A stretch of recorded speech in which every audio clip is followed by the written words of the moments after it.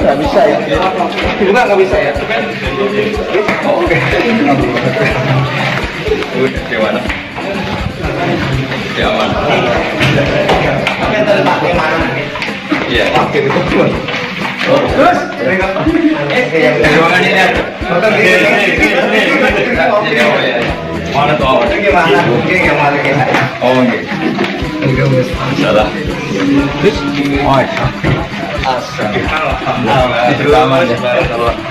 Oh, oke. Ini kita mana ya? Ini kan terus mana? Pertanyaan ke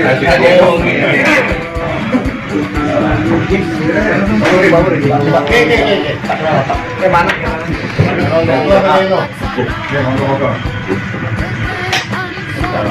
Ini ketua yang kita oh gitu. Jadi real.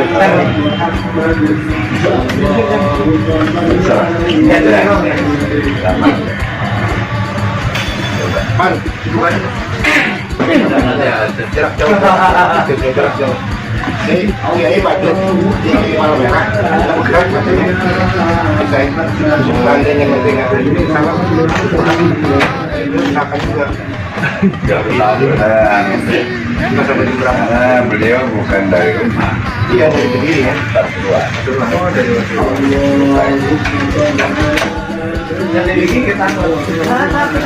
tisu dia. Jam sakit itu saya nanya. Enggak masa sih. Buatan kan, aku mau kota. Kan tiket mau kota. Tapi itu oh, ranu, tapi jam 6 gitu. Sama teh mau kan mau kota.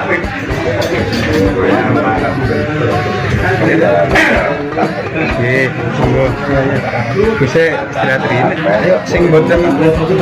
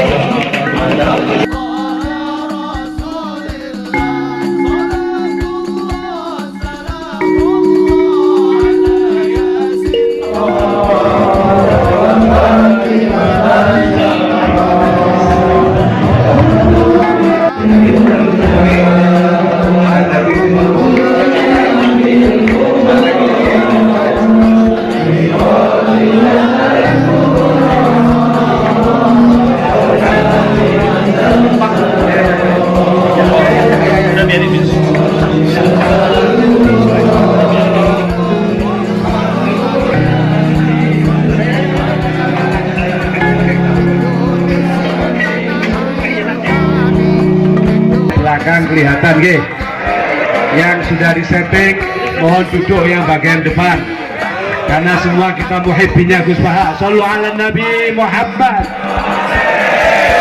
Assalamualaikum warahmatullahi wabarakatuh. Bismillahirrahmanirrahim. Tabarakalladzi nazzala al-furqana ala 'abdihi liyakuna lil 'alamina nadhira. Allahumma shalli wa sallim ala sayyidina Maulana Muhammad wa ala alihi wa sahbihi asma'in. Nama ba'du. Semua pengurus PBNU yang saya hormati, semua habaib, semua ulama yang saya hormati, wabil khusus Kiai Haji Abdul Manan, Ketua Lembaga Dakwah PBNU, yang meskipun mondoknya hanya 3 bulan ini sebetulnya problem, sehingga saya kesini ini sebetulnya tidak pernah merasa ibadah. Ini bukan dakwah, ini show dakwah. Jadi yang namanya dakwah itu ya orang-orang di kampung nggak bisa ngaji diajarin ngaji, seperti saya di Jogja, di Rembang. Kalau ini show dakwah, dan ini ada agak kesalahan karena mondoknya hanya 3 bulan. Jadi tidak bisa bedakan mana dakwah mana show dakwah. Ini jelas show itu. Mungkin yang benar-benar dakwah yang sekarang sedang bikin masjid di pedalaman Kalimantan, pedalaman Sulawesi, atau saudara-saudara kita yang di Korea. Saya kemarin di Korea itu dakwah betul. Kalau ini agak-agak tontonan. Ya tapi masih bagus lah melihat wajahnya Habib ulama itu ibadah. Tapi begini ya, yang jelas saya berharap sekali saya diundang sekali ini saja, jangan diulang. Karena mencintai ulama itu baik, tapi ngatur ulama itu dosa. Ini murah. Jadi ini harus dicatat. Jadi Imam Malik itu kalau diundang tuh marah, meskipun yang undang tuh seorang raja zaman itu, Harun ar-Rasyid. Beliau minta supaya Imam Malik baca Muwatta di istana untuk anak-anaknya, padahal seorang presiden mau ngajari anak-anaknya. Imam Malik marah, masyhur gitu, al ilmu yu'ta la ya'ti, ilmu disowani, ora kok ilmu yang sowan. Di mana-mana timba itu ke sumur apa sumur yang ketimba? Timba ke sumur. Ini agak kecelakaan. Pakai air pump. Air pump katanya, ini udah banyak air. Sehingga saya kata orang banyak itu di SK-kan PBNU, tapi itu tidak pernah saya pikir. Karena saya melakukan kebaikan itu sebelum dapat SK. Saya ngajar sebelum dapat SK, saya dakwah di mana-mana sebelum dapat apa? SK. SK saya langsung minallahi ta'ala, dari Allah Ta'ala. Jadi kalau PBNU niatnya ikrar bahwa orang yang sudah manfaat diangkat, itu saya terima. Tapi kalau merasa ngangkat saya, tak lawan di pengadilan. Karena saya sudah jadi kiai sebelum diangkat PBNU. Ya ini saksikan ya para muhibin saya. Jadi kalau SK itu ikrar, ngakui kalau Gus Bak manfaat, saya terima. Kan hanya ikrar saja, Pak. Tapi kalau merasa ngangkat dari bawah ke atas, itu tak lawan sampai apa? Pengadilan, sampai di akhirat. Tersangkanya ya yang sedang jabat sekarang. Tapi saya yakin enggak, Kiai Miftahul Ahyar itu orang alim karena alumni Sidogiri dan menantunya Syekh Duki. Di antara gurunya itu pernah mbah mertua saya, karena istri saya orang Sidogiri. Beliau juga besanan sama keluarga Lasem, saya ini Durriyah Lasem. Pak Said Akil juga orang alim, mbah-mbahnya juga orang alim. Baru kemarin nyocokkan nasab sama saya. Buyut-buyutnya beliau itu adik buyut saya, pernah cocokkan sama saya. Gus, saya sama saya tua mana? Tua saya, buyut kamu adik buyut saya, kata saya gitu. Tapi saya tetap hormat sama beliau karena ya pernah sepuh umurnya setidaknya. Jadi saya ulang lagi, ngaji seperti ini itu sebetulnya lebih ke show, pertunjukan. Supaya pertunjukan ini tidak dosa, saya isi ngaji betulan. Tapi jangan diulang. Karena biasa ngaji rutin. Saya di Jogja tafsir Jalalain sudah juz 23. Pernah khatam hikam. Sekarang Nashihul Ibad separuh. Saya ngaji di Sidogiri Itkon, di Sarang Balaghatul Quran, di Hajen Lubul Usul, tapi sarahnya yang Thariqatul Husul, sarahnya Mbah Sahal Mahfud. Jadi baru di sini ngaji bersaing sama orang yang mondok berapa? 3 bulan. Ini masalah, masalah. Nggak boleh mondok itu harus buat tulis zaman. Tapi ya tidak apa-apa, mungkin laduni ya. Jadi kalau mondok cepet itu kemungkinannya apa? Laduni. Begini, tapi saya tertarik apa yang dikatakan Kiai Haji Abdul Manan tadi, menyangkut kalimat tauhid. Saya ngaji di mana-mana bilang, kalau ngaji itu yang tahqiq itu detail. Detail itu bahasa Arabnya tahqiq. Jadi kita misalnya berpikir secara jernih, orang yang kafir 70 tahun itu pasti menjadi muslim karena melafadzkan la ilaha illallah, dan itu bi ijma'il ulama. Semua ulama mengatakan demikian. Saya ulang lagi, itu bi ijma'il ulama. Karena mansus di Quran ada ayat kulil ladzina kafaru iyantahu yughfar lahum ma qad salaf. Kalau orang yang kafir 70 tahun bisa dihilangkan kekafirannya hanya dengan kalimat la ilaha illallah Muhammadur Rasulullah. Berarti kalimat ini statusnya apa? Penghilang kekafiran, apa? Penghilang kekafiran. Lalu ada kelompok yang mengatakan gara-gara kalimat la ilaha illallah dan pegang patok nisan itu orang menjadi kafir. Ini kan jadi paradok. Lafat yang kita statuskan sebagai penghilang kekafiran dengan lafat yang sama orang menjadi kafir. Itu nggak ketemu nalar. Mbok nalar paling apapun tetap nggak ketemu. Kecuali tadi ya dalilnya pokoknya ngotot tadi. Itu memang kacau itu. Tapi alhamdulillah mereka insya Allah ya sadar. Kamu jangan bayangkan mereka tidak sadar terus, berarti kamu doanya jelek. Bisa saja mereka sudah ingin sadar, berhubung digojlok ini terus nggak jadi sadar. Jadi jangan-jangan salah kita karena sering gojlok sehingga yang mau sadar jadi tidak apa? Nggak sadar. Saya tadi jam 10 sampai setengah 2 masih ngajar di pondok saya ngajar tafsir masih di Rembang sana saya. Terus saya ke Semarang Delalah Muyassar, ya mungkin agak-agak keramat jadi tetap jam 3:4 saya bisa ketemu Habib Umar Hafid. Saya beberapa menit ya diskusi tentang manhaj beliau, dan kebetulan saya sering belajar kitab beliau sama alumni-alumni Darul Mustafa.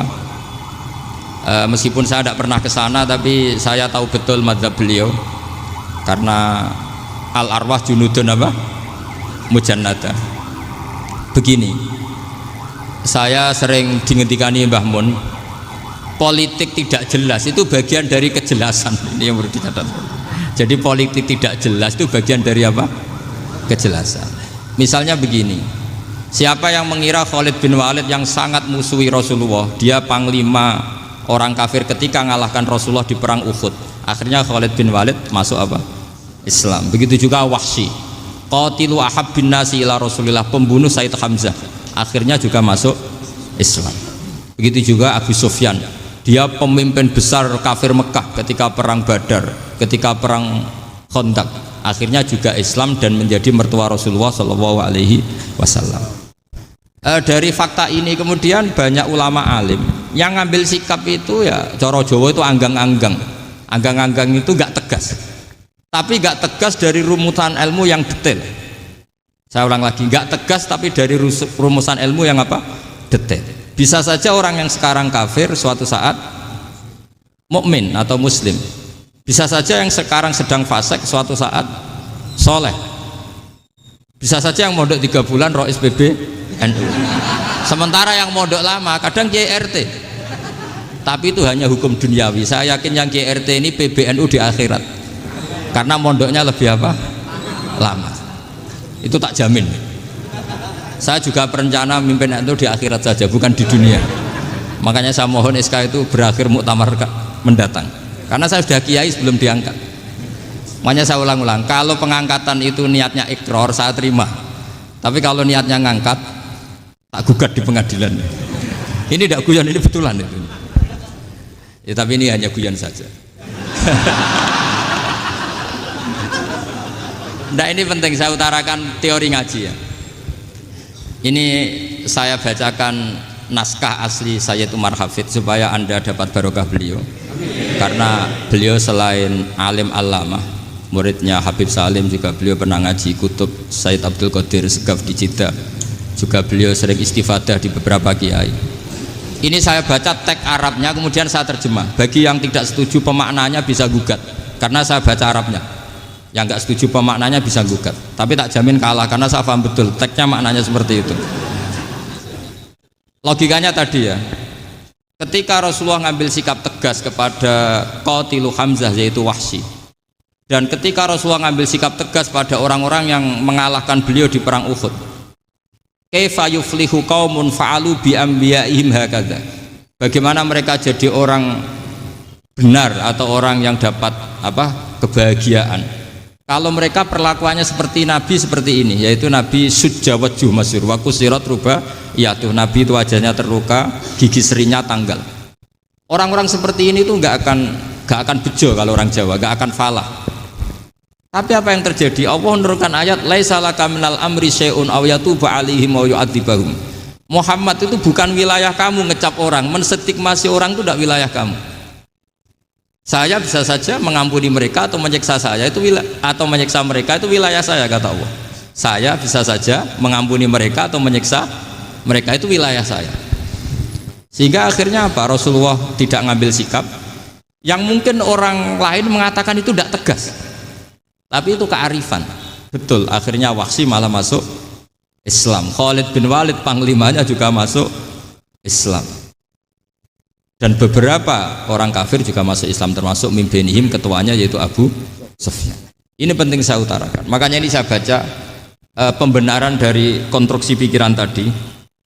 Nah ini supaya khas. Ini khasnya orang mondok 10 tahun nih. Jadi ini tak baca ini. Nah, biar jelas ini nanti tagnya persis ya, tidak saya rubah. Ini di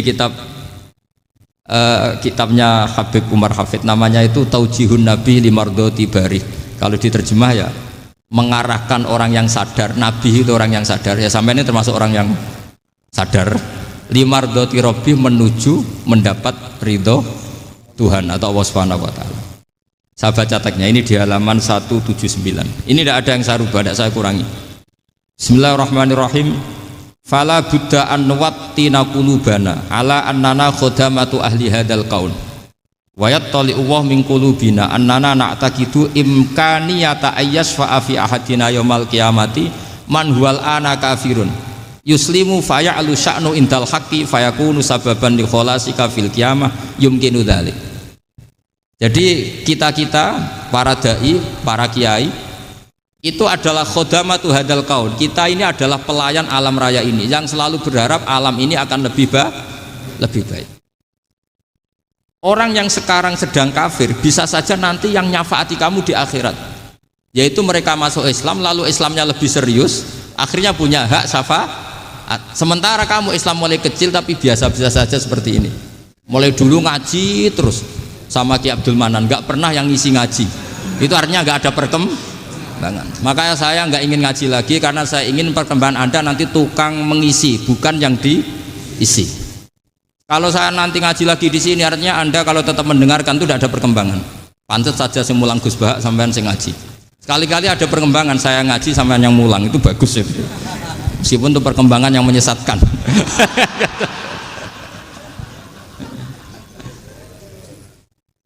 Ini penting saya utarakan. Ini dawuhnya Said Umar ya. Orang yang sekarang sedang kafir bisa saja orang ini nanti nyafaati kamu, yaitu beliau orang ini Islam, kemudian Islamnya serius, maka punya hak syafaat. Sementara kamu Islamnya biasa-biasa saja. Itu masyhur kayak Sayyidina Umar. Sayyidina Umar Islam di hari itu langsung makomnya makom yang a'la, sehingga mengalahkan yang sudah Islam lebih lama. Karena Islamnya Umar itu menjadi izzatul Islam betul. Makanya jangan benci orang tegas teman-teman, kadang ya ada baiknya. Abu Bakar itu sudah Islam tapi layinal janib, orangnya santun. Kalau dipisoi orang yang menengahi lah, kira-kira seperti itu. Begitu juga Bilal, Ammar, Suhaib. Singkat cerita, Rasulullah itu sering dibully ya, sering disiksa orang-orang kafir. Rasulullah berharap, wah kalau yang Islam gini terus repot. Melihat Umar ini petarung di pasar Uka, dia dapat uang itu kalau tarung, menangan. Kata Rasulullah, kalau ini yang Islam ya bagus. Beliau berdoa, Allahumma aizal Islam bi Umar. Itu kira-kira 2 hari dari doa beliau, Umar masuk Islam. Itu pertama masuk Islam itu orang-orang kafir diparani. Kalau kamu ganggu Rasulullah Muhammad tak bunuh. Semenjak itu orang kafir yang gentenan sembunyi. Sehingga kata para mereka yang Islam selalu jaya mut aslama Umar, ketika Umar masuk Islam. Itu dalam 1 hari Islam itu Rasulullah sudah ngendikan Umar yang Islam sehari ini imannya kalau ditimbang separuh ahli dunia masih unggul sama Islamnya Umar. Nah bisa saja seperti itu.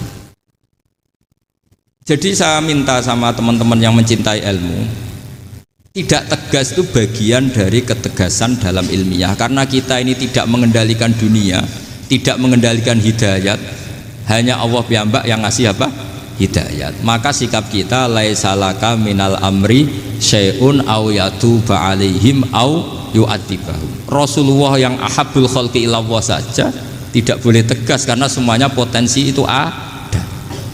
Cuma kita tegas dalam kebenaran saja, tapi nggak perlu tegas dalam mengawal kebenaran. Kenapa demikian? Karena Islam ini agama yang akan dijaga Allah ila yaumil. Yang jaga Islam bukan PBNU, bukan PP Muhammadiyah, bukan kiai. Yang menjaga Islam namun Allah Subhanahu wa taala. Makanya Sayyidina Umar itu kalau disuruh mikir Islam itu nggak mau betul. Masyhur itu dalam tarikh-tarikh. Umar mimpin itu sukses, banyak futuhat. Singkat cerita akhirnya orang tuh kelangenan, wah kalau Umar meninggal kayak apa. Sehingga Abdullah bin Umar setiap jalan-jalan tuh dibully, kalau sekarang dibully. Ya Abdullah bin Umar, bapak kamu itu gimana? Sudah sepuh mau meninggal kok tidak suksesi. Kalau saja ada orang penggembala kemudian meninggalkan kambingnya di hutan, kamu anggap orang yang mudoyik enggak, menyanyiakan kambing itu enggak? Ya iya, kata Abdullah bin Umar. Apalagi amru hadil umat ini mau ditinggal gelanggang, nanti suatu saat Umar meninggal. Mbok yo suksesi supaya jelas. Logika itu diaturkan ke Umar radhiyallahu anhu, ke Sayyidina Umar. Pertama Umar agak tertarik dengan logika itu. Lama-lama beliau marah. Tidak jadi. Saya tetap tidak akan istikhlaf, tidak akan suksesi. Dan saya tidak akan mikir Islam katanya. Islam akan diurus oleh Allah Subhanahu. Terus beliau ngendikan, Islam ini jalan ketika ditinggal Abu Bakar.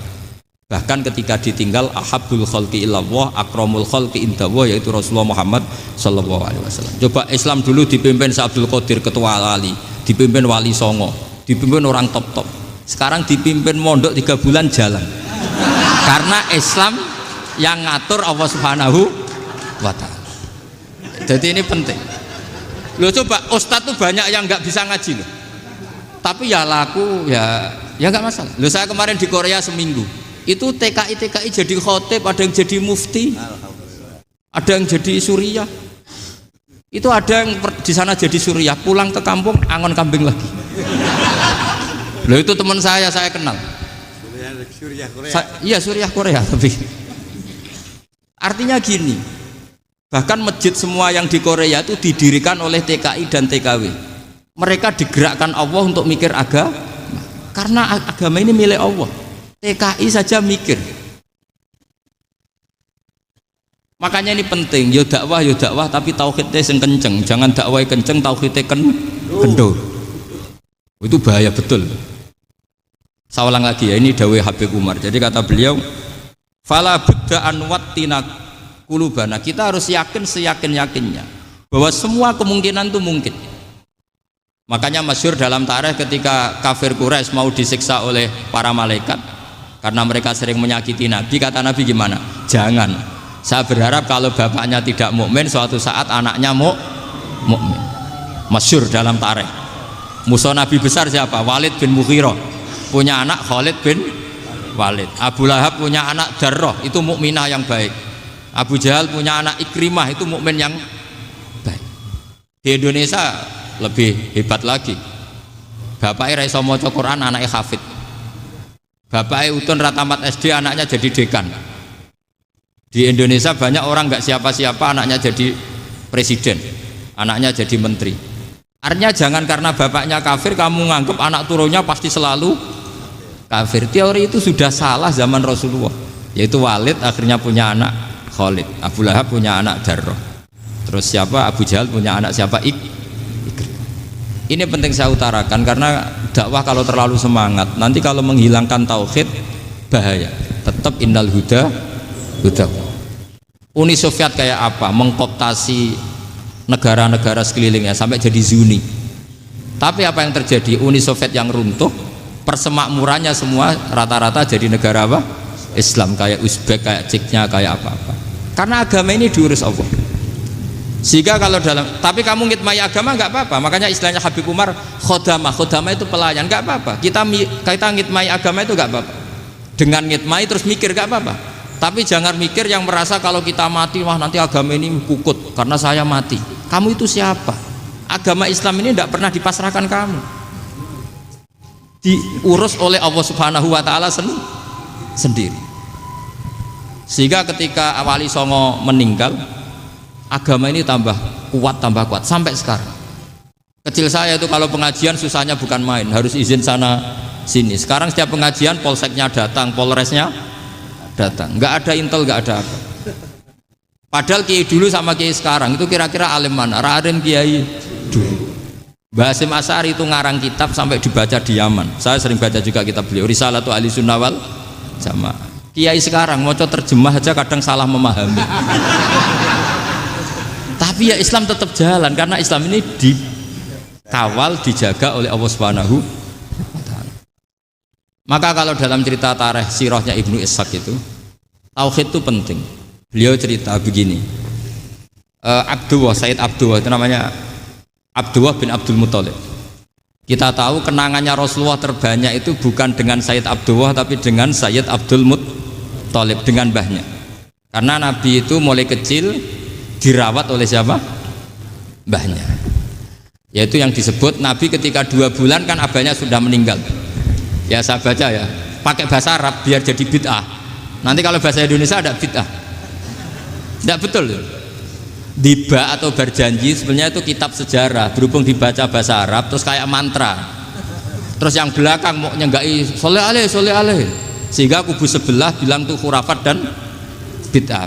Coba diterjemah ini, coba nanti saya baca bahasa Arab. Walamma tamma min hamli syahroni ala masyuril aqwalil marwiyatu fiya bil madinati abuhu Abdullah wa kana qad istaza bi aqwalihi bani adi minat taifatin najariyah wa makatha syahron saqiman yu'anu nasukmahu wasyakwa. Terus di pojok sana bilang soleh aleh, pasti kubu sebelah yang liwat, wah itu khurafat bid'ah karena dianggap mantra. Padahal artinya coba sampean baca bahasa Indonesia, ketika hamil Rasulullah umur 2 bulan, abahnya meninggal di kota Abwa. Kota Abwa adalah kota keluarga besar ibunya Sayyid Abdullah. Kebetulan pas ke sana beliau sakit sampai 1 bulan dirawat. Bid'ahnya di mana kalau diterjemah? Wong itu kitab tarikh. Makanya saya nggak tahu yang membidah-bidahkan tiba itu karena tadi. Tapi sampean juga ikut salah karena nyenggai sholawatan tok itu. Jadi makanya saya bilang tadi kalau bahasa Arab bid'ah, kalau sudah terjemah tidak bid'ah karena kelihatan kalau itu hanya kitab tarikh. Loh, coba bid'ahnya di mana? Wa ba'du fa'aqulu wa Muhammad bin Abdullah bin Abdul Muthalib bin Hasyim. Itu kalau diterjemahkan, kamu harus tahu siapa nama Muhammad. Muhammad punya abah siapa? Rasulullah Muhammad Abdullah. Punya abah siapa? Abdul Mut. Punya abah siapa? Hasyim. Coba baca gitu di kubu sebelah. Oh iya mesti gitu. Berhubung kok baca bahasa Arab. Wa ba'du fa'aqulu wa Muhammad bin Abdullah bin Abdul Muthalib bin Hasyim. Jadi itu hanya salah baca saja. Maksudnya salah yang ngukumi, bukan salah yang baca, salah yang apa? Ngukumi. Sayyid Abdullah ini orang yang tauhidnya sangat kuat. Sayyid Abdul Muthalib lebih kuat lagi. Saya cerita sedikit betapa pentingnya tauhid. Ketika pasukan Abraha bawa pasukan gajah mau menyerang apa? Ka'bah. Itu sebelum menyerang itu semua aset-aset milik orang kafir Quraisy, milik orang Quraisy lah. Itu ditawan, diambil, termasuk milik Sayyid Abdul Muthalib, milik Abdul Muthalib. Terus ketika mau masuk Ka'bah, mau masuk Mekah, kata Abraha, man sayyidu hadal wadi, siapa yang kamu tuakan, yang kamu pertuan di sini? Oh, Abdul Muthalib. Abdul Muthalib itu dipanggil, itu auranya luar biasa. Abraha yang di tempat perkemahannya itu harus duduk di atas karena dia raja, itu duduk di atas gak berani, saking wibawanya Abdul Muthalib, ini mbahnya Rasulullah. Akhirnya Abraha bilang gini, saya duduk di bawah tidak mungkin karena saya raja, kamu duduk jejer saya tidak mungkin karena nanti umat saya kecewa karena raja kok disaingin gitu. Ya sudah, sambil berdiri-diri kita ngomong. Akhirnya Sayyid Abdul Muthalib tadi diomongin gini, saya itu tidak ingin merusak orang-orang Mekah, orang-orang Quraisy. Saya hanya kecewa punya tempat ibadah dikencingi, diberakin sehingga saya mau merubuhkan Ka'bah, tapi dengan damai, nggak ada perang. Apa jawabnya Abdul Muthalib? Lucu. Nggak apa-apa, Ka'bah kamu robohkan silakan, nggak apa-apa. Yang penting unta saya yang kamu sita kembalikan. Harta saya yang 100 unta kamu sita kamu kembalikan. Itu Abraha kagetnya bukan main. Kaget karena kamu itu pemimpin apa? Tadi saya hormat kamu karena kamu tak anggap orang hebat. Hadhil Ka'bah dinu abaika, ini Ka'bah itu agama kamu. Pas saya hancurkan kok kamu tenang-tenang saja. Padahal pas mau saya hancurkan kamu tenang-tenang saja, malah tanya unta kamu itu gimana? Apa jawabnya Abdul Muthalib? inna lihadzal baiti rabban hamahu, sebab Ka'bah itu ada yang punya dan pasti akan melindungi Ka'bah. Tapi kalau unta itu milik saya, ini urusan saya, ini unta. Jadi inna lihadzal baiti rabban hamahu itu tidak milik saya, itu ada yang punya. Ya sudah, biar yang punya aja yang jaga, itu tidak urusan saya. Akhirnya unta dikembalikan, aman deh, untung double. Terus akhirnya dia ke Ka'bah, fa'akhudha bi halaqatil bab, karena dulu apa itu halaqatil bab, karena dulu itu yang dipakai apa itu pegangan itu bentuknya apa, bulat, makanya diistilahkan halaqah apa, bulat. Kalau sekarang halaqah ilmiah itu seminar. Tidak. Halaqah dituburuhi lain lagi. Iya. Pegang terus bilang gini, kata Abdul Muthalib, ya Allah, Ka'bah ini mau dihancurkan oleh Abraha, Ka'bah ini milik kamu. Saya mau ke gunung, mau melihat apa yang kau lakukan terhadap orang yang mau merusak Ka'bah. Terus Abdul Muthalib bilang ke umatnya, wa ya qaumi, ayo kita ke gunung melihat ma fa'ala rabbuna, apa yang akan dilakukan Tuhan kita terhadap orang yang mau menghancurkan Ka'bah. Jadi santai saja, santai. Terus Abdul Muthalib naik gunung sama orang-orang Quraisy. Abraha datang mau merusak Ka'bah, terus terjadi alam taro kaifa fa'ala rabbuka bi ashabil fil. Itu melihat, dan betul Ka'bah dijaga Allah.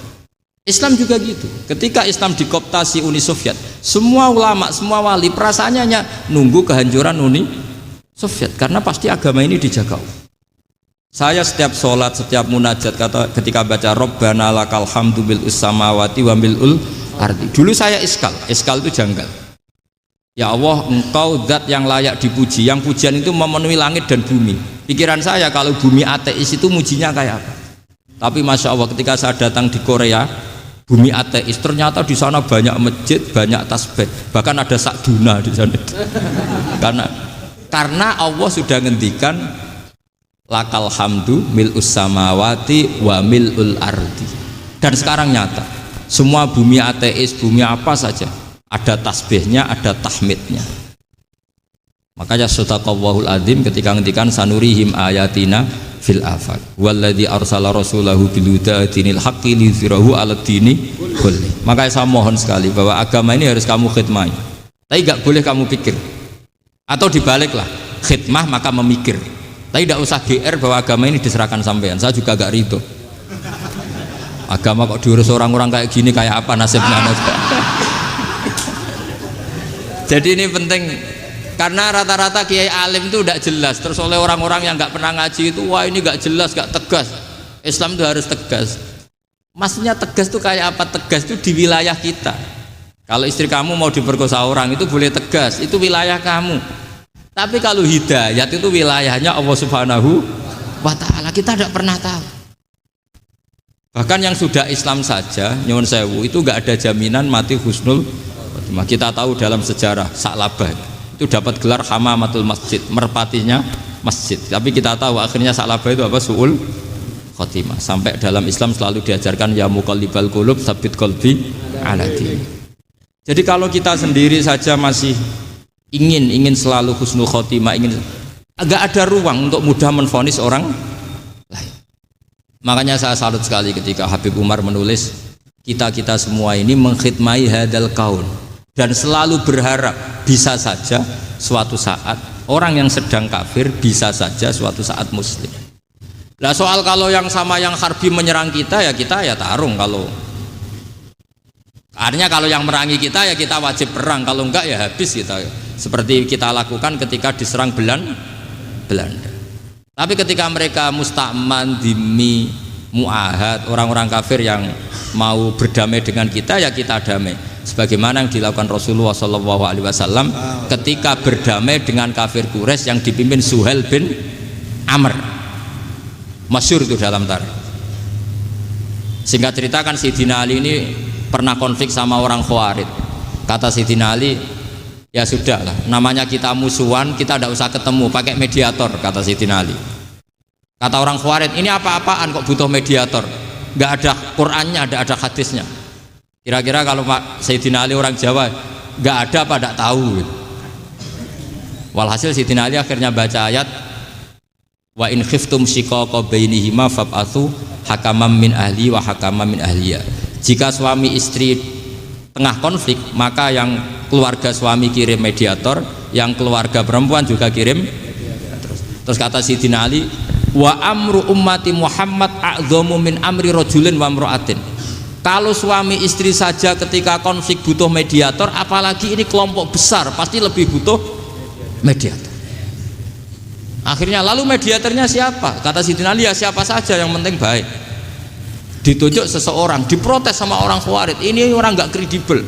Oh, ini. Terus Sayyidina Ali marah-marah. Rasulullah itu pernah berdamai dengan orang, bahkan orang itu kafir, yaitu Sulhul Hudaybiyah. Nabi itu berdamai dengan orang yang bernama Suhail bin Amr, ketika itu kafir. Makanya ini menunjukkan bahwa musolahah ma'al kufar itu boleh demi kelangsungan bernegara, berbangsa. Kamu tidak usah meragukan reputasi NU. Ketika dulu kafirnya kafir harbi zaman Belanda, ya Mbah Hasim fatwa apa? Jihad. Jadi jangan kira tidak tegas, kita tegas sekali. Justru kita yang punya masa lalu tegas. Tapi kepada siapa dan dalam konteks apa? Paham ya? Terus ini penting sekali untuk dijernihkan.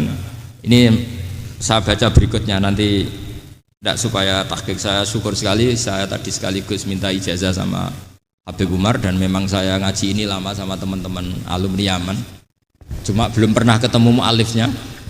Tadi saya ketemu minta ijazah itu dan beliau senang sekali, bahkan sempat bikin tulisan di kitab saya ini. Sama tidak perlu baca, karena kalau bisa ya biasa, kalau tidak bisa malu ya sudah, tidak usah baca sudah. Terus ini kata beliau, ini masih saya teruskan. Nahnu min hadhil intilaqah naktasibu thabatana wa quwwata yaqinina wa illa fa fil ardi mu'aridun wa muntaqidun wa mukhalifun min akhyarin wa asyrarin sholihin wa fasikin muslimin wa kuffar. Kalau kamu punya satu metode ilmiah, metode dakwah, kamu harus siap, karena pasti ada yang menentang. Yang menentang itu ya mulai orang soleh, tidak soleh, orang macam-macam. Jadi kalau sudah punya manhaj, memang dari awal harus siap apa? Ditentang. Jadi misalnya PBNU punya kebijakan apa, ya sudah siap saja dibully. Itu pasti itu, karena nggak ada manusia semua suka, semua benci. Kata beliau, anta in kunta fi syakkin min hadzal maslak wal manhaj fattabi man syi'ta wasaha angka ghaniyah wa in kunta ala yaqinin annahu al huda wa mirasun nubuwah wa annahu haqiqatu tarjamatil ahdi ma'rab fala tata'athar min kalami ahadin yakunu mangkana. Jadi intinya kita mengawal Islam secara rahmatanil alamin itu justru kita berharap menjadi simpatik dan menjadikan mereka menjadi napa Islam. Jangan ketika simpatik dianggap gak tegas. Saya masih ingat betul dawuh Mbah Mun, hak sekseni, kata beliau. Saya masih ingat kalimatnya, sekseni. Aku ra tegas itu berdasar ayat laisa laka minal amri syai'un aw yatuba alaihim aw yu'adzibahum. Karena potensi sosial itu bisa rubah. Orang yang sekarang kawan kamu bisa saja suatu saat jadi musuh. Yang sekarang musuh kamu bisa saja suatu saat jadi kawan. Terus kamu ngambil sikap tegas dalam sesuatu yang nggak stabil seperti ini, lalu tegas itu kan nggak pada tempatnya. Makanya yang seperti ini kata Allah pakai asa itu menawa. Asa wahu ayyaj'ala bainakum wa bainal ladzina ataitum minhum mawaddah. Bisa saja orang yang sekarang musuhan dengan kamu suatu saat dijadikan mawaddah. Kamu udah mawaddah itu saling mengasihi. Kamu udah usah tanya, wallahu qadir, kata Allah, karena Allah mampu. Jadi dalam hukum-hukum sosial Allah seringnya bilang apa? Asa. Misalnya wa asa an takrahu syai'a wa huwa khairul lakum wa asa an tuhibbu syai'a wa huwa syarrul lakum. Karena masalah sosial ini semuanya asa, yang pernah tahu siapa? Bisa saja sekarang saya Rois Surya, nanti SK-nya nggak turun lagi, tapi saya tidak apa-apa.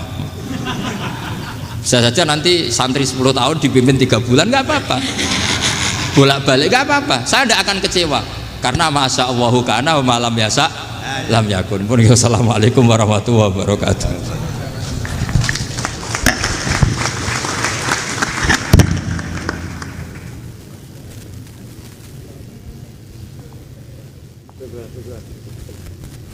Ma'asyiral muslimin rahimakumullah.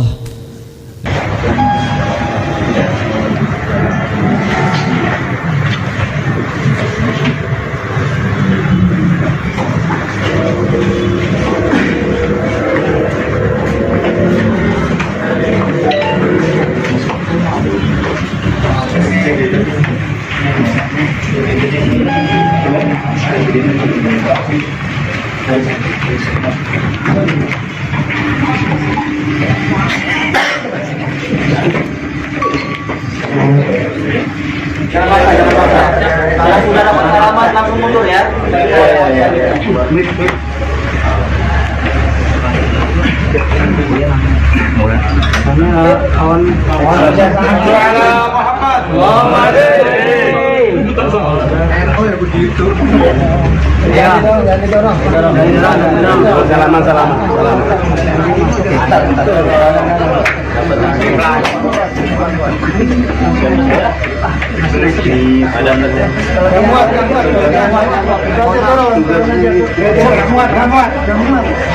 Lewat tangga.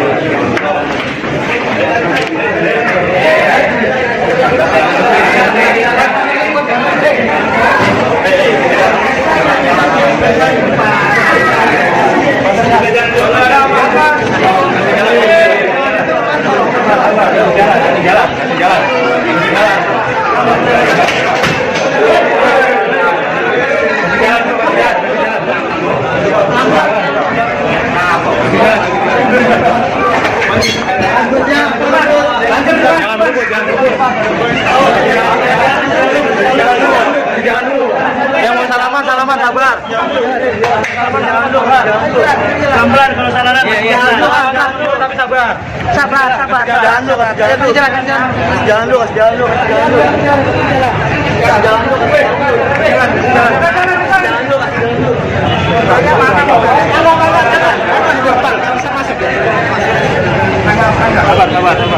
Buka aja, buka. Mundur. Supaya gampang aja. Gampang aja.